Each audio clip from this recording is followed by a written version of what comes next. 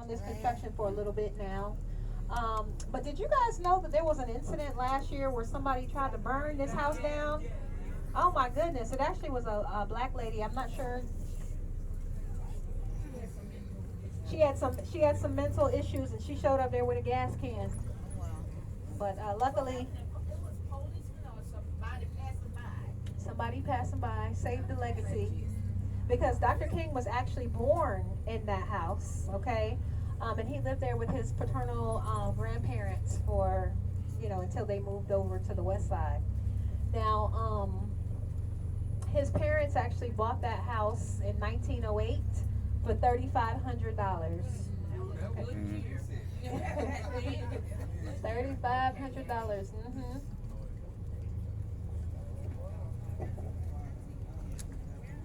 And the houses in this area, you're not going to be able to get anything for less than starting at around at least 700,000 because of the well, just because it's in downtown Atlanta, this is considered to be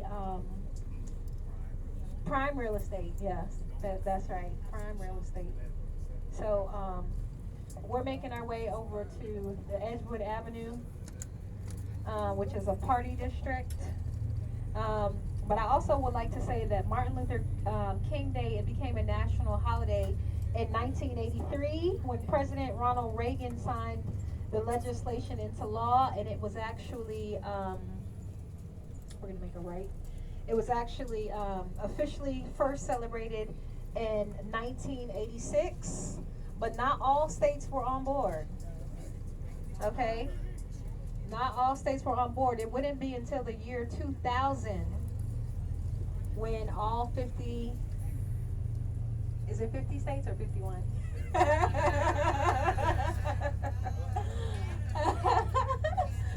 Okay. Canada said no. Don't be fooled, but no. We don't want to be a part of it. And there were some holdouts for sure. And I believe that Arizona was one of them, and they actually botched. Yep, they botched having the Super Bowl there one year because they were so busy trying to. To my right, we have Slutty Vegan. Have y'all heard of that place? Yes. Yes, Slutty Vegan. It's by a black entrepreneur named Pinky Cole, and it's right behind us. And she's opened a few different locations around town. But she's had some challenges and whatnot. But anyway, we're also getting ready to pass this building on the corner. It's actually named Church. And so they have students. This is a student college area. And so the students, they come to this bar and they tell their parents, hey, I'm at the church. Which is terrible.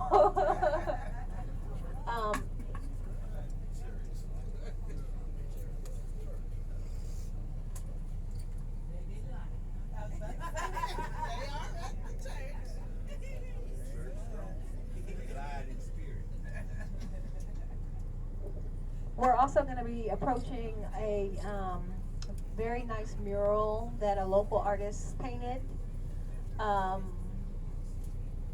It's going to be coming up on the left-hand side. The community has respected this mural. Nobody has put any graffiti over it.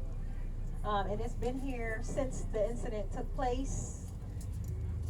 And that's coming up on the left-hand side, and that is a mural of George Floyd. Oh no, I think that happened in Minnesota. Oh, someone did do something, but this is it here to the left. Somebody did try to do something. I see they did, but it had been untouched and unbothered since the incident. As we continue down on Edgewood, this is the street that a lot of the artists and performers and stuff like that, they put their businesses. So Crew Lounge. If anyone watches Real Housewives of Atlanta, Dennis McKinley. That's his chain, and then right next door, the hot dog man. You have the swag shop, and that's by Killer Mike. That's his barbershop, the swag shop. And then the gentleman who was Dwight, who was in the some of the earlier series, he actually is the one who had borrowed $10,000. No, Nene borrowed $10,000 from him. Yeah, great. That we going way back, okay? We going way back. So, And she married? well, Well, he they he were just already married. yeah he well the White was the one he said that he loaned $10,000 and she didn't pay him back and it was all this mess. But anyway, this is his salon here. It's called the Purple Door. It's the last one over here to the left. The Purple Door. It had the PD on there. And we're going to be getting on the expressway now to make our way over to the west side of Atlanta. But I want to point out that Auburn Avenue was the segregated side of Atlanta once after some of the race riots took place back in 1906. And so this area, it was the segregated side of town. However, we had the municipal market that was placed here. If you see, it's right there, the municipal market on the right. And so some of the locals call it the Atlanta Curb Market. And the reason why is because African Americans were not allowed to eat inside. We had to pick up our stuff on the curb. So it would be stuff that would be outside in the sun all day, not the best. Then you have here this brick building with the 4 chimneys. That's the original Grady Hospital with the 4 chimneys and the overlook. And then this is the massive, large Grady Memorial Hospital.